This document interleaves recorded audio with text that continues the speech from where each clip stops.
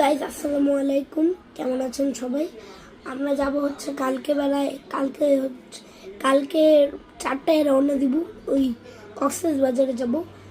কালকে 4টায় রওনা দিব, তারপর রাতের বেলায় পৌঁছাবো। কালকে অনেক জার্নি হবে, আমি স্কুল করে যাব।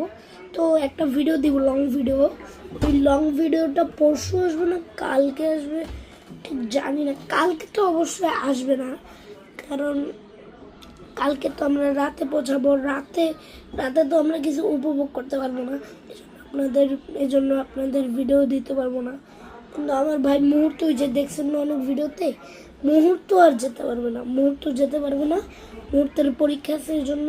আর ওর মাও আসবে ময়মনসিংহ থেকে, তারপর আমার একটা নানাও আসবে, এই জন্য, বুঝছেন? এই জন্য শুধু আমরা যাচ্ছি হচ্ছে আমি,